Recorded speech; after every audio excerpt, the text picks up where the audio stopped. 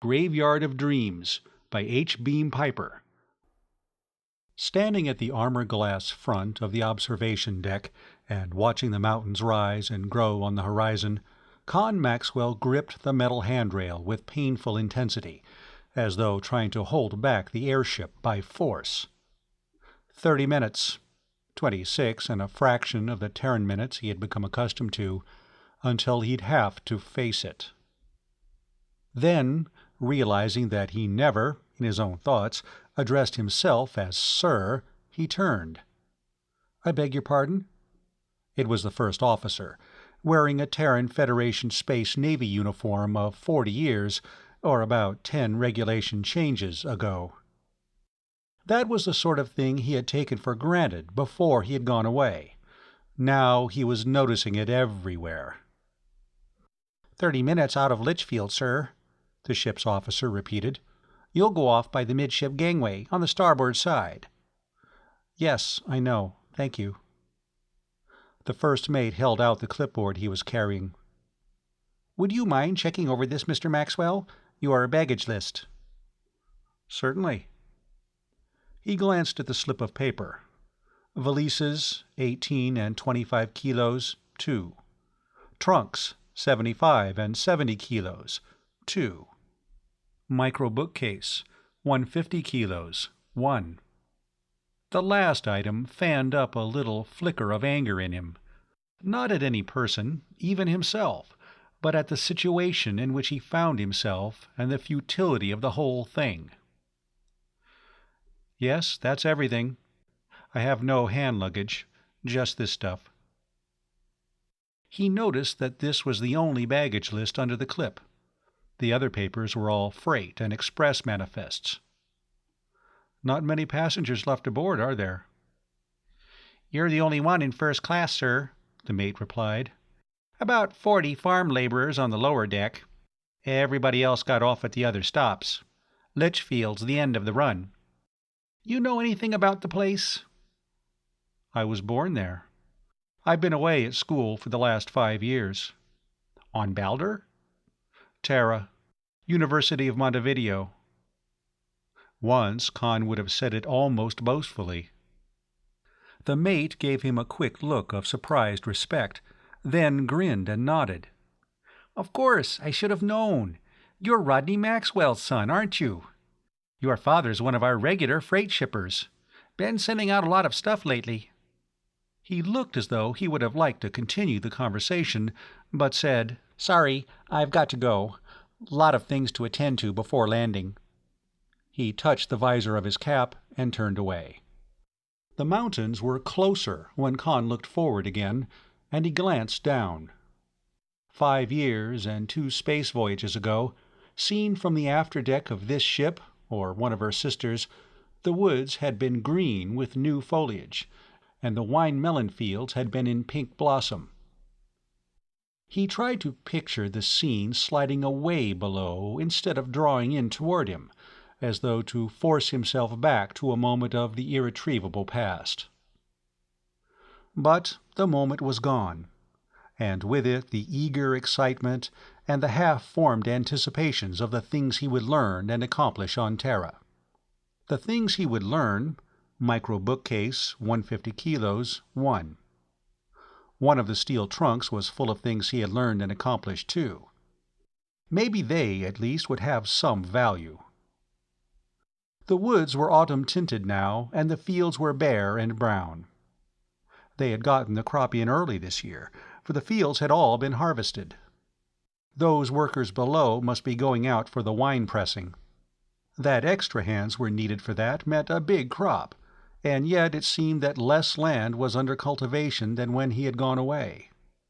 He could see squares of low brush among the new forests that had grown up in the last 40 years, and the few stands of original timber looked like hills above the second growth. Those trees had been standing when the planet had been colonized. That had been 200 years ago, at the middle of the 7th century atomic era. The name of the planet, Poitem, told that. The Sur-Romanticist movement, when the critics and professors were rediscovering James Branch Cabell. Funny how much was coming back to him now. Things he had picked up from the minimal liberal arts and general humanities courses he had taken and then forgotten in his absorption with the science and tech studies. The first extrasolar planets, as they had been discovered, had been named from Norse mythology. Odin and Baldur and Thor, Uller and Freya, Bifrost and Asgard and Niflheim. When the Norse names ran out, the discoverers had turned to other mythologies, Celtic and Egyptian and Hindu and Assyrian, and by the middle of the 7th century they were naming planets for almost anything. Anything, that is, but actual persons. Their names were reserved for stars, like Alpha Gartner, the son of Poitem, and Beta Gartner, a buckshot-sized pink glow in the southeast, and Gamma Gartner, out of sight on the other side of the world. All named for old Genji Gartner, the scholarly and half-piratical adventurer whose ship had been the first to approach the 3 stars and discover that each of them had planets. 42 planets in all, from a couple of methane giants on Gamma to airless little things with 1/6 Terran gravity. Alpha 2 had been the only one in the Tri-System with an oxygen atmosphere and life. So Gartner had landed on it and named it Poitem, and the settlement that had grown up around the first landing site had been called Storsenda. 30 years later, Genji Gartner died there, after seeing the camp grow to a metropolis, and was buried under a massive monument. Some of the other planets had been rich in metals, and mines had been opened, and atmosphere-domed factories and processing plants built. None of them could produce anything but hydroponic and tissue culture foodstuffs, and natural foods from Poitem had been less expensive, even on the planets of Gamma and Beta. So Poitem had concentrated on agriculture and grown wealthy at it. Then, within 50 years of Genji Gartner's death, the economics of interstellar trade overtook the Tri-System, and the mines and factories closed down. It was no longer possible to ship the output to a profitable market, in the face of the growing self-sufficiency of the colonial planets and the irreducibly high cost of space freighting. Below, the brown fields and the red and yellow woods were merging into a 10-mile-square desert of crumbling concrete. Empty and roofless sheds, and warehouses and barracks, brush-choked parade grounds and landing fields, airship docks, and even a spaceport. They were more recent, dating from Poitem's second brief and hectic prosperity, when the Terran Federation's 3rd Fleet Army Force had occupied the Gartner Tri-System during the System States War. Millions of troops had been stationed on or routed through Poitem. Tens of thousands of spacecraft had been based on the Tri-System. The mines and factories had reopened for war production. The Federation had spent trillions of sols on Poitem, piling up mountains of stores and arms and equipment, left the face of the planet cluttered with installations. Then, 10 years before anybody had expected it, the rebellious System States Alliance had collapsed and the war had ended. The Federation armies had gone home, taking with them the clothes they stood in, their personal weapons, and a few souvenirs. Everything else had been left behind. Even the most expensive equipment was worth less than the cost of removal. Ever since, Poitem had been living on salvage. The uniform the officer was wearing was 40 years old, and it was barely a month out of the original packing. On Terra, Khan had told his friends that his father was a prospector, and let them interpret that as meaning an explorer for, say, uranium deposits. Rodney Maxwell found plenty of uranium, but he got it by taking apart the warheads of missiles. The old replacement depot, or classification center, or training area, or whatever it had been, vanished under the ship now, and it was all forest back to the mountains, with an occasional cluster of deserted buildings. From one or two, threads of blue smoke rose. bands of farm tramps, camping on their way from harvest to wine pressing. Then the eastern foothills were out of sight, and he was looking down on the granite spines of the Calder Range. The valley beyond was sloping away and widening out in the distance. It was time he began thinking of what to say when he landed. He would have to tell them, of course. He wondered who would be at the dock to meet him, besides his family. Lynn Fawsey, he hoped. Or did he? Her parents would be with her, and Kurt Fawsey would take the news hardest of any of them, and be the first to blame him because it was bad. The hopes he had built for Lynn and himself would have to be held in abeyance till he saw how her father would regard him now. But, however any of them took it, he would have to tell them the truth. The ship swept on, tearing through the thin puffs of cloud at 10 miles a minute. 6 minutes to landing. 5. 4. Then he saw the river bend, glinting redly through the haze in the sunlight. Litchfield was inside it, and he stared, waiting for the first glimpse of the city. 3 minutes, and the ship began to cut speed and lose altitude. The hot jets had stopped firing, and he could hear the whine of the cold jet rotors. Then he could see Litchfield, dominated by the airport building, so thick that it looked squat for all its height, like a candle stump in a puddle of its own grease. The other buildings under the carapace of terraces and landing stages seemed to have flowed away from it. And there was the yellow block of the distilleries, and High Garden Terrace, and the mall. At first, in the distance, it looked like a living city. Then, second by second, the stigmata of decay became more and more evident. Terraces empty or littered with rubbish. Gardens untended and choked with wild growth. Windows staring blindly. Walls splotched with lichens and grimy where the rains could not wash them. For a moment, he was afraid that some disaster, unmentioned in his father's letters, had befallen. Then he realized that the change had not been in Litchfield, but in himself. After 5 years, he was seeing it as it really was. He wondered how his family and his friends would look to him now. Or Lynn.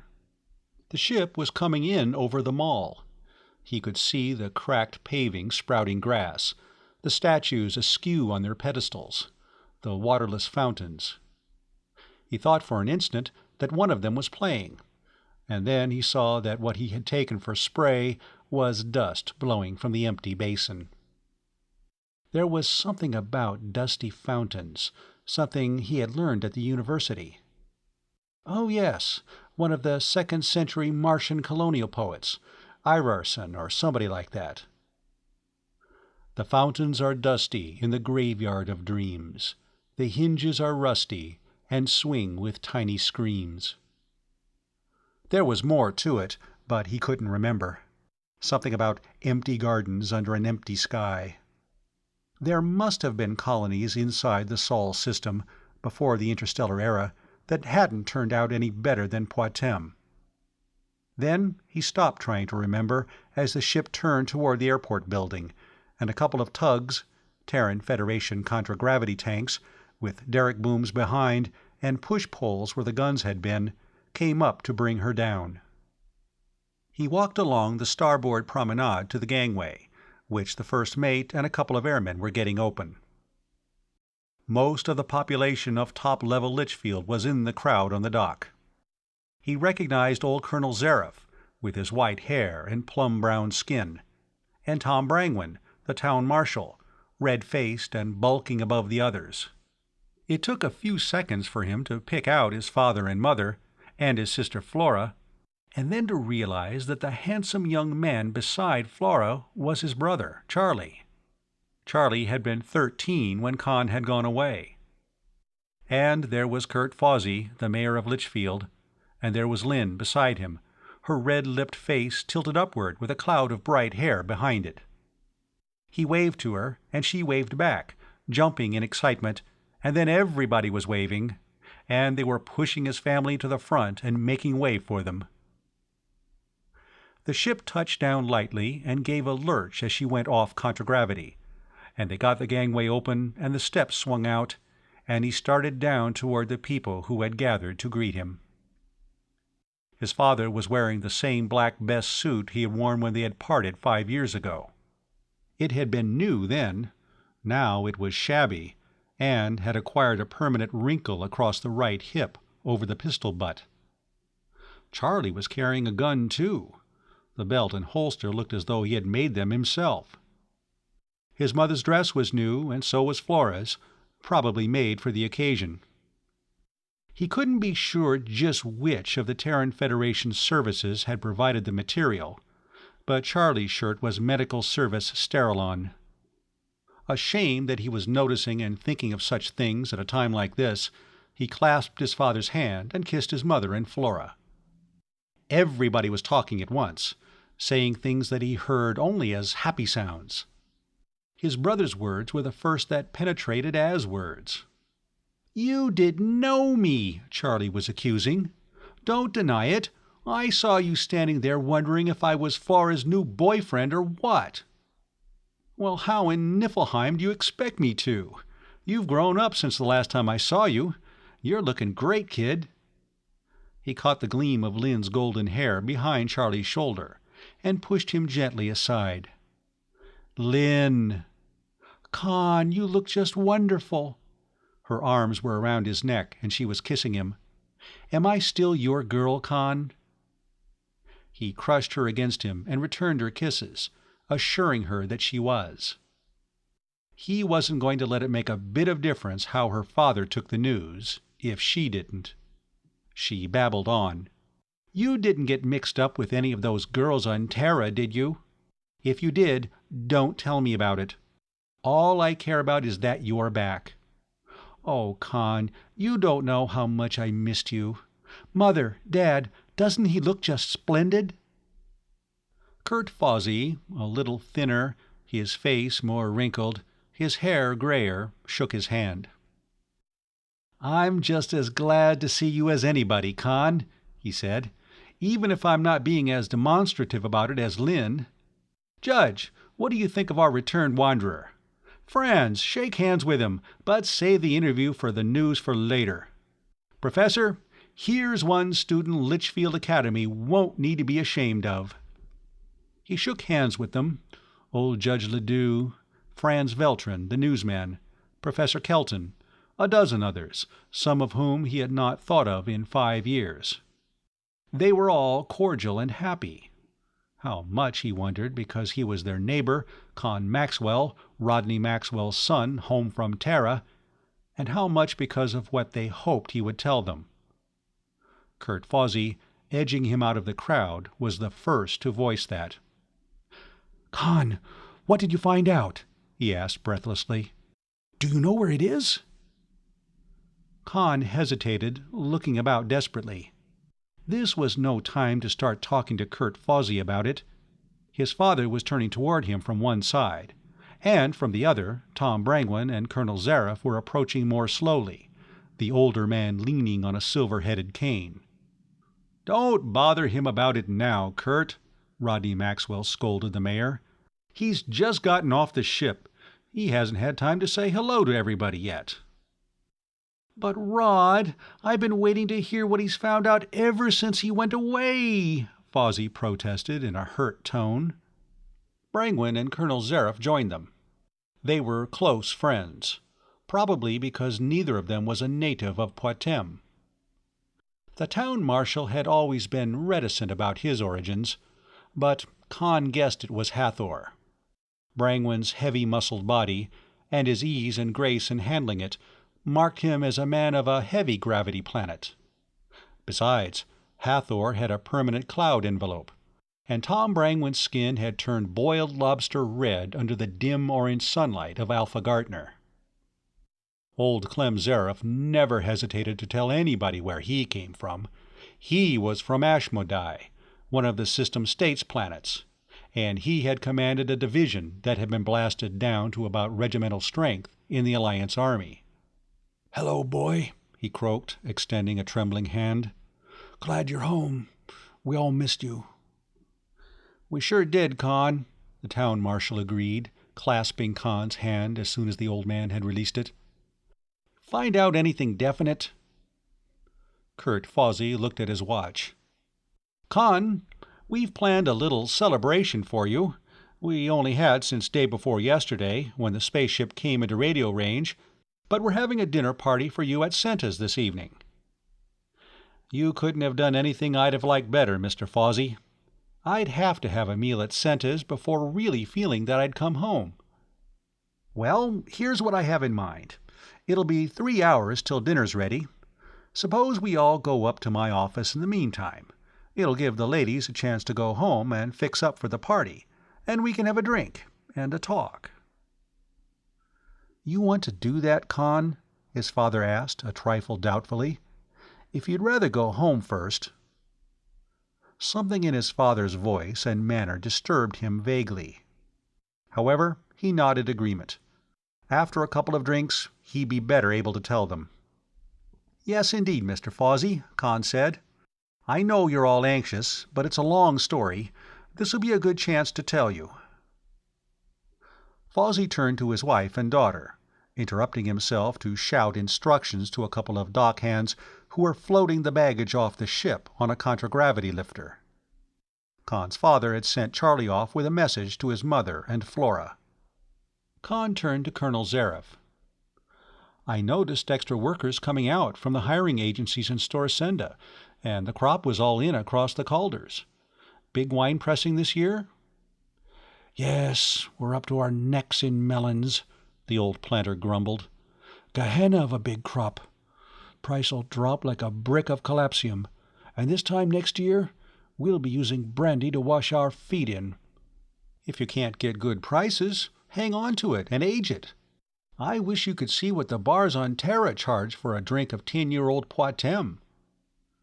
"This isn't Terra, and we aren't selling it by the drink.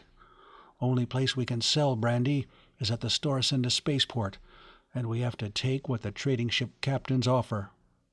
You've been on a rich planet for the last 5 years, Con.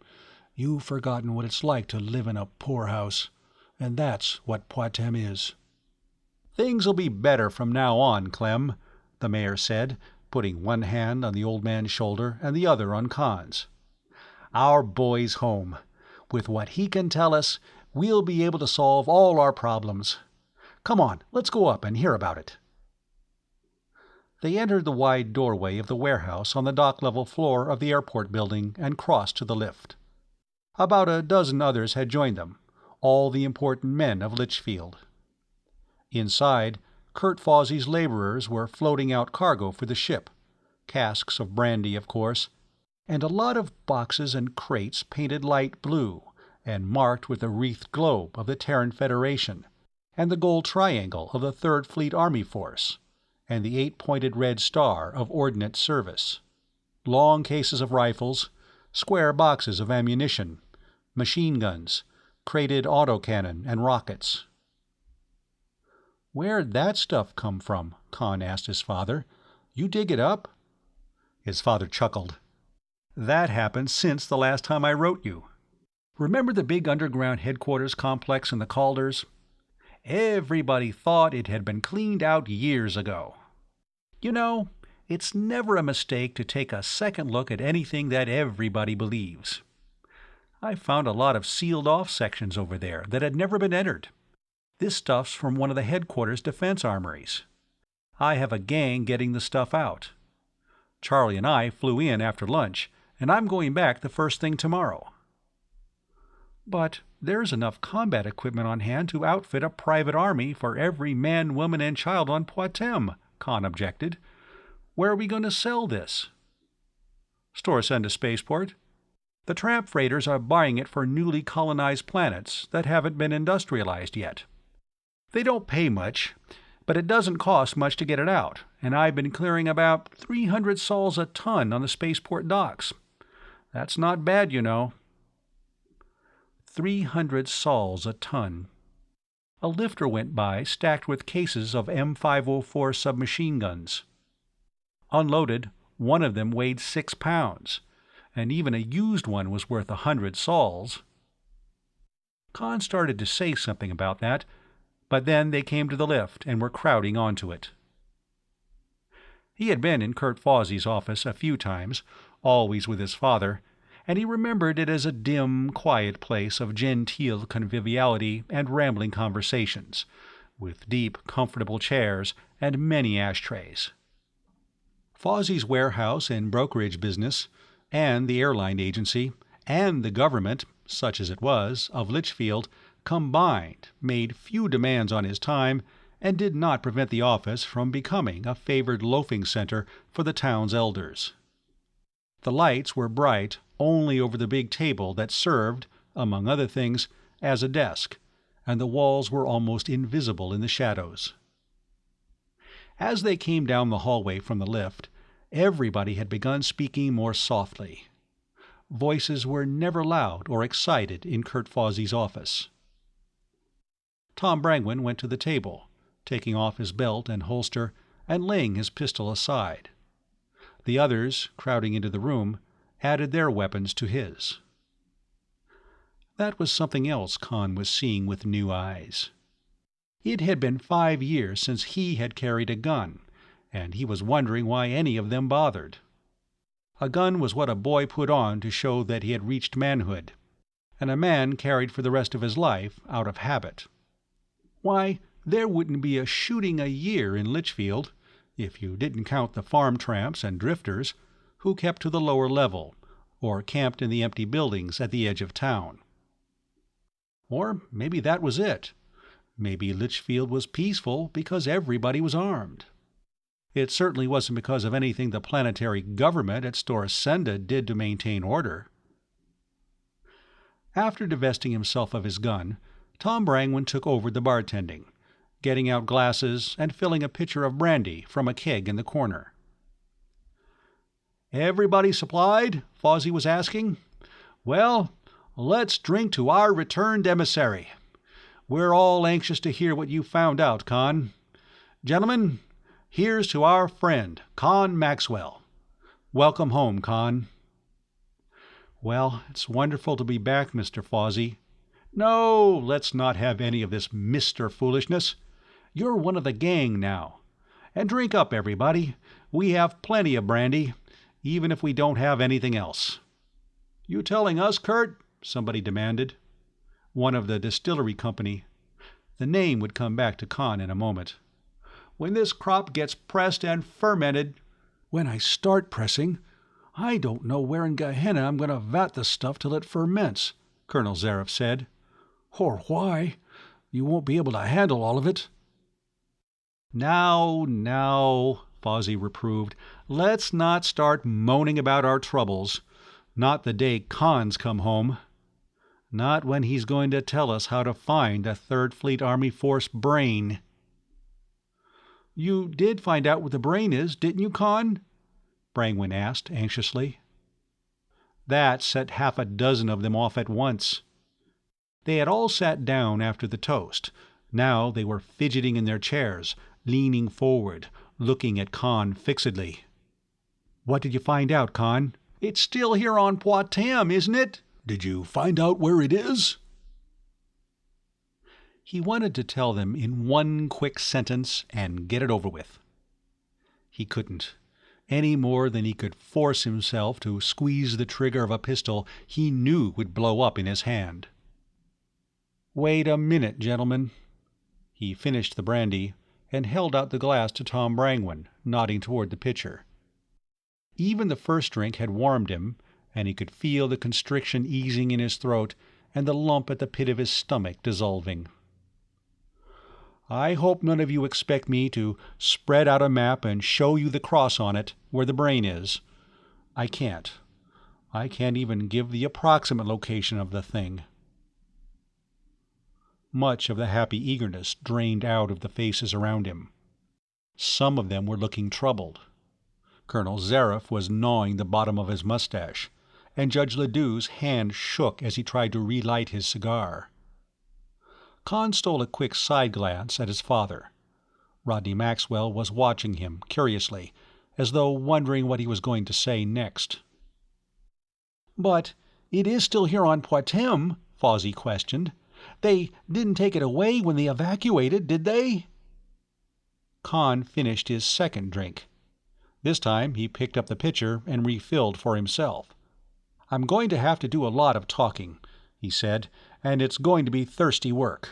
I'll have to tell you the whole thing from the beginning, and if you start asking questions at random, you'll get me mixed up and I'll miss the important points." "By all means," Judge Ledoux told him. "Give it in your own words, in what you think is the proper order." "Thank you, Judge." Khan drank some more brandy, hoping he could get his courage up without getting drunk. After all, they had a right to a full report. All of them had contributed something towards sending him to Terra. "The main purpose in my going to the university was to learn computer theory and practice. It wouldn't do any good for us to find the brain if none of us were able to use it. Well, I learned enough to be able to operate, program, and service any computer in existence, and train assistants. During my last year at the university, I had a part-time paid job programming the big positron neutrino photon computer in the astrophysics department. When I graduated, I was offered a position as instructor in positronic computer theory." "You never mentioned that in your letters, son," his father said. "It was too late for any letter except one that would come on the same ship I did. Besides, it wasn't very important." "I think it was." There was a catch in old Professor Kelton's voice. "One of my boys, from the Academy, offered a place on the faculty of the University of Montevideo on Terra." He poured himself a second drink, something he almost never did. "Con means it wasn't important because it didn't have anything to do with the brain," Fawsey explained, and then looked at Con expectantly. All right, now he'd tell them. "I went over all the records of the 3rd Fleet Army Forces occupation of Poitem that are open to the public. On one pretext or another, I got permission to examine the non-classified files that aren't open to public examination. I even got a few peeps at some of the stuff that's still classified secret. I have maps and plans of all the installations that were built on this planet, literally thousands of them, many still undiscovered. Why, we haven't more than scratched the surface of what the Federation left behind here. For instance, all the important installations exist in duplicate, some even in triplicate, as a precaution against Alliance space attack." "Space attack!" Colonel Zareff was indignant. "There never was a time when the Alliance could have taken the offensive against Poitem, even if an offensive outside our space area had been part of our policy. We just didn't have the ships. It took over a year to move 1.5 million troops from Ashmodai to Marduk, and the fleet that was based on Amaterasu was blasted out of existence in the spaceports and in orbit. Hell, at the time of the surrender, we didn't have—" "They weren't taking chances on that, Colonel.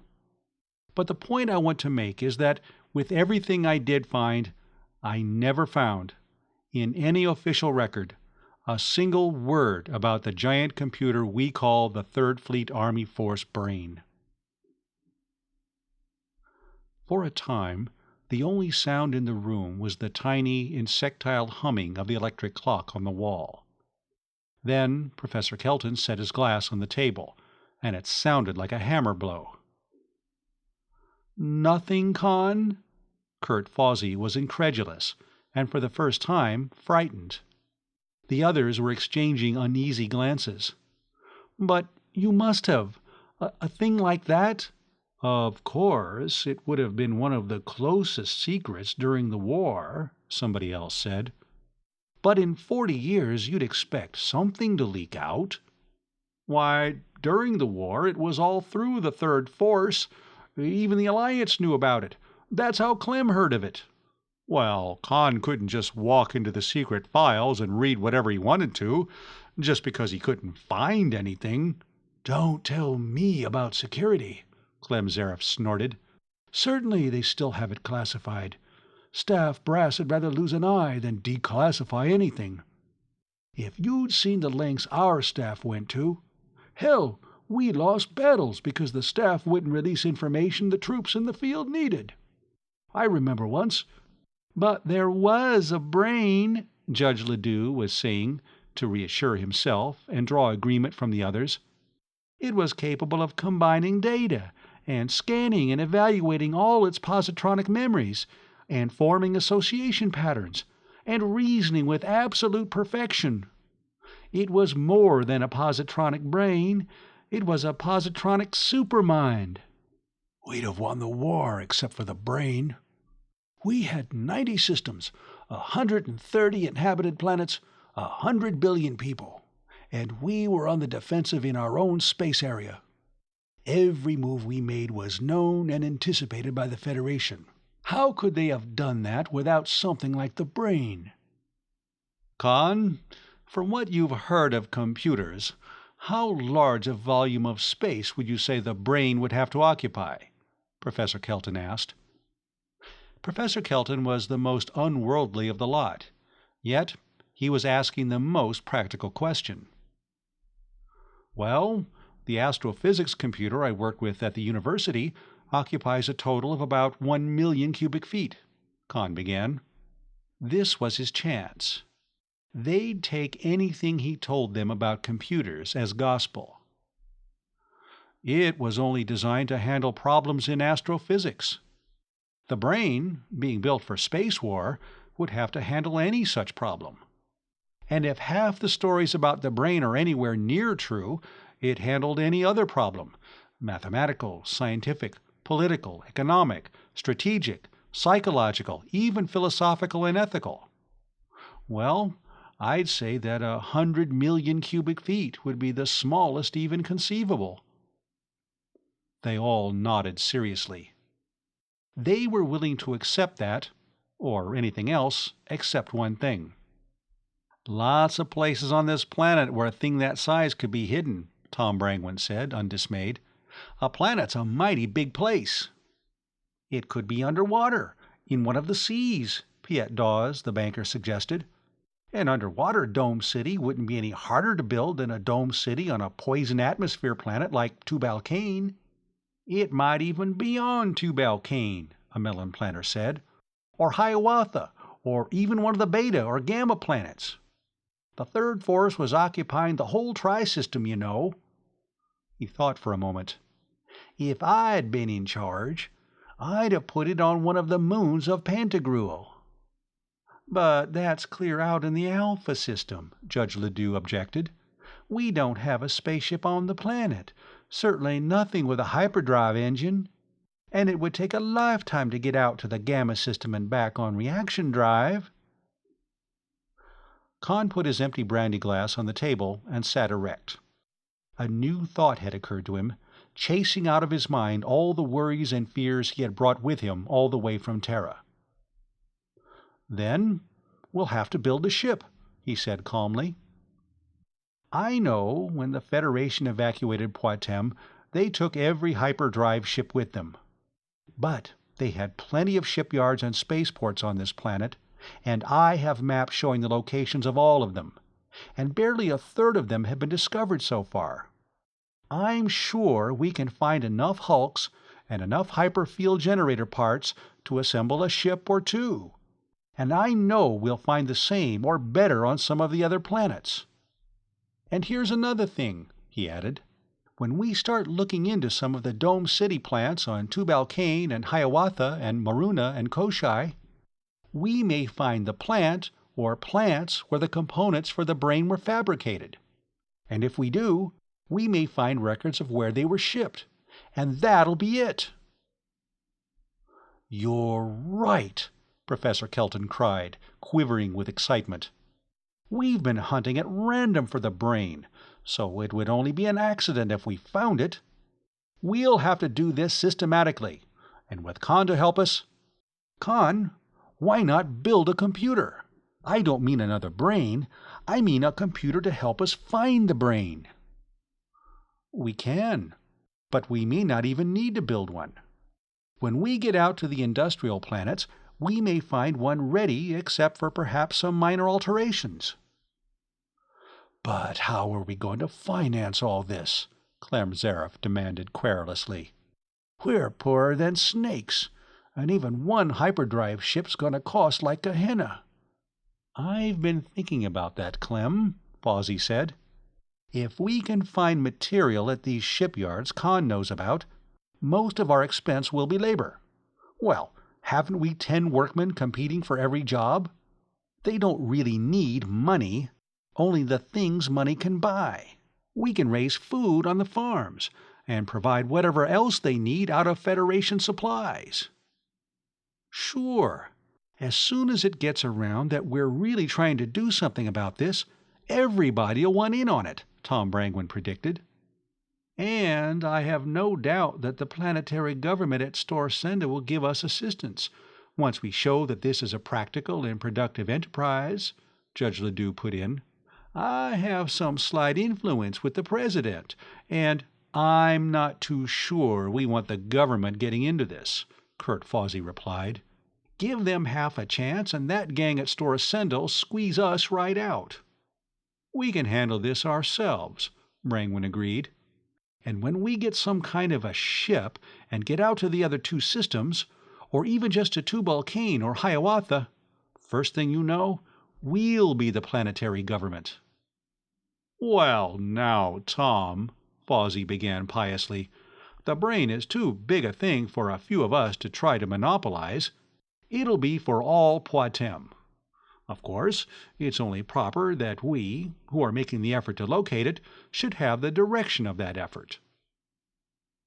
While Fawsey was talking, Rodney Maxwell went to the table, rummaged his pistol out of the pile, and buckled it on. The mayor stopped short. "You leaving us, Rod?" "Yes, it's getting late. Khan and I are going for a little walk. We'll be at Senta's in half an hour. The fresh air will do both of us good, and we have a lot to talk about. After all, we haven't seen each other for over 5 years."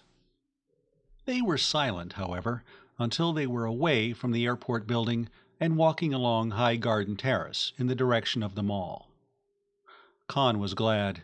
His own thoughts were weighing too heavily within him. "I didn't do it. I was going to do it every minute. I was going to do it, and I didn't. And now it's too late." "That was quite a talk you gave them, son," his father said. "They believed every word of it. A couple of times I even caught myself starting to believe it." Khan stopped short. His father stopped beside him and stood looking at him. "Why didn't you tell them the truth?" Rodney Maxwell asked. The question angered Khan. It was what he had been asking himself. "Why didn't I just grab a couple of pistols off the table and shoot the lot of them?" he retorted. "It would have killed them quicker and wouldn't have hurt as much." His father took the cigar from his mouth and inspected the tip of it. "The truth must be pretty bad, then. There is no brain. Is that it, son?" "There never was one. I'm not saying that only because I know it would be impossible to build such a computer. I'm telling you what the one man in the galaxy who ought to know told me, the man who commanded the Third Force during the war." "Fox Travis? I didn't know he was still alive. You actually talked to him?" "Yes, he's on Luna, keeping himself alive at low gravity. It took me a couple of years, and I was afraid he'd die before I got to him, but I finally managed to see him." "What did he tell you?" "That no such thing as the brain ever existed."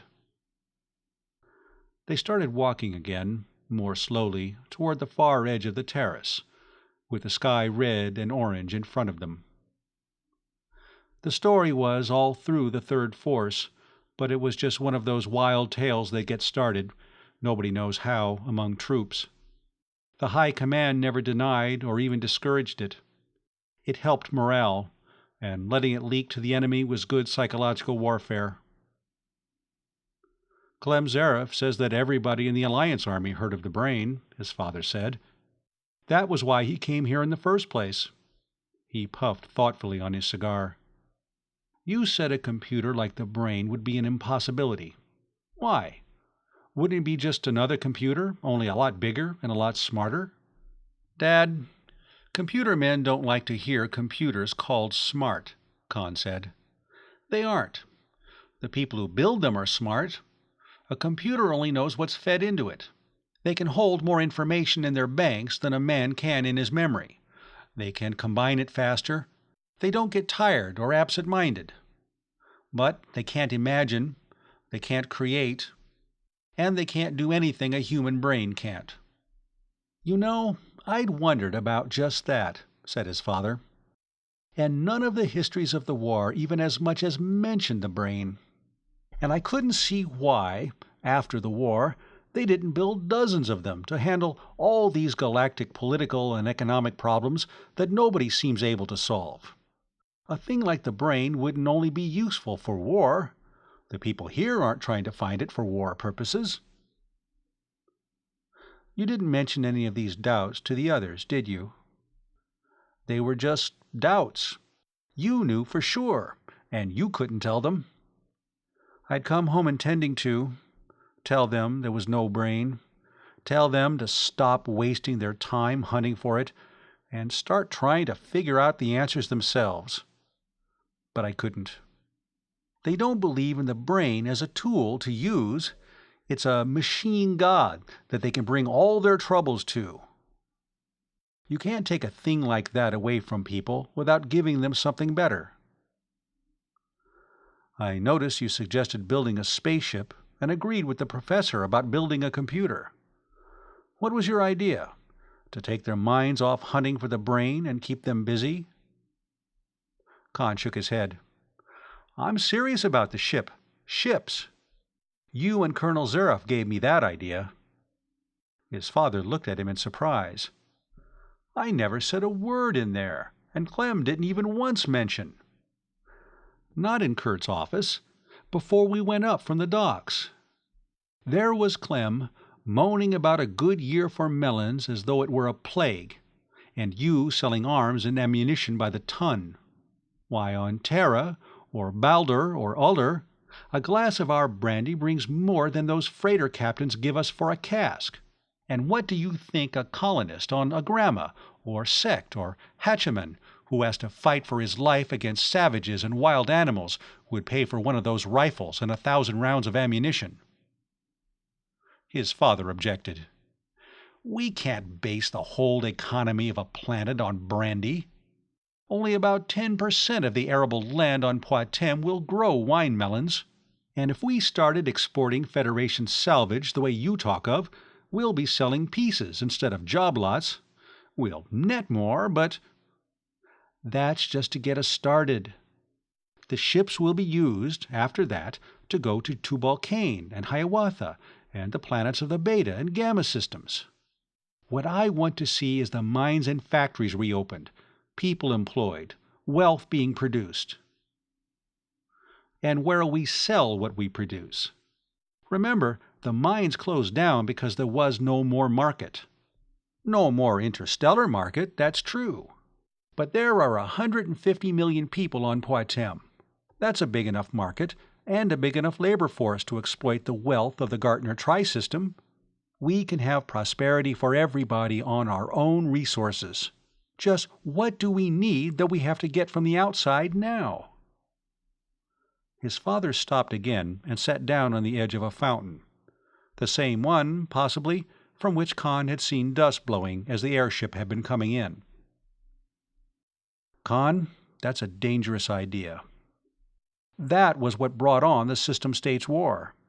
The Alliance planets took themselves outside the Federation economic orbit, and the Federation crushed them. Khan swore impatiently. You've been listening to old Clem Zareff, ranting about the lost cause and the greedy Terran robber barons holding the galaxy in economic serfdom while they piled up profits. The Federation didn't fight that war for profits. There weren't any profits to fight for. They fought it because if the system states had won, half of them would be at war among themselves now. Make no mistake about it. Politically, I'm all for the Federation. But economically, I want to see our people exploiting their own resources for themselves, instead of grieving about the lost interstellar trade, and bewailing bumper crops, and searching for a mythical robot god. You think, if you can get something like that started, that they'll forget about the brain? His father asked skeptically. That crowd up in Kurt Fozzie's office? Niflheim, no. They'll go on hunting for the brain as long as they live, and every day they'll be expecting to find it tomorrow. That'll keep them happy. But they're all old men. The ones I'm interested in are the boys of Charlie's age. I'm going to give them too many real things to do. Building ships, exploring the rest of the Tri-System, opening mines and factories, producing wealth, for them to get caught in that empty old dream. He looked down at the dusty fountain on which his father sat. That ghost dream haunts this graveyard. I want to give them living dreams that they can make come true. Khan's father sat in silence for a while, his cigar smoke red in the sunset. If you can do all that, Khan, you know, I believe you can. I'm with you as far as I can help, and we'll have a talk with Charlie. He's a good boy, Khan, and he has a lot of influence among the other youngsters. He looked at his watch. We'd better be getting along. You don't want to be late for your own coming home party. Rodney Maxwell slid off the edge of the fountain to his feet, hitching at the gun belt under his coat. Have to dig out his own gun and start wearing it, Khan thought. A man simply didn't go around in public without a gun in Litchfield. It wasn't decent. And he'd be spending a lot of time out in the brush, where he'd really need one. First thing in the morning, he'd unpack that trunk and go over all those maps. There were half a dozen spaceports and maintenance shops and shipyards within a half day by airboat, none of which had been looted. He'd look them all over. That would take a couple of weeks. Pick the best shipyard and concentrate on it. Kurt Fawsey be the man to recruit labor. Professor Kelton was a scholar, not a scientist. He didn't know beans about hyperdrive engines, but he knew how to do library research. They came to the edge of the high garden terrace at the escalator, long motionless, its moving parts rusted fast, that led down to the mall, and at the bottom of it was Senta's, the tables under the open sky. A crowd was already gathering. There was Tom Brangwyn, and there was Kurt Fawsey and his wife and Lynn.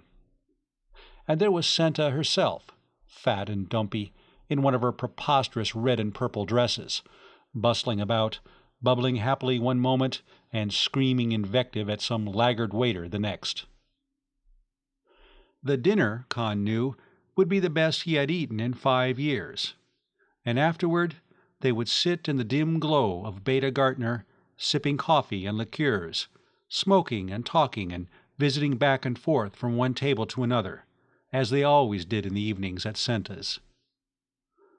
Another bit from Iverson's poem came back to him. We sit in the twilight, the shadows among, and we talk of the happy days when we were brave and young. That was for the old ones, for Colonel Zareff and Judge Ledoux and Dolph Kelton, and maybe even for Tom Brangwyn and Franz Veltrin, and for his father. But his brother Charlie and the boys of his generation would have a future to talk about. And so would he, and Lynn Fawsey. End of Graveyard of Dreams by H. Beam Piper. Read by Mark Nelson.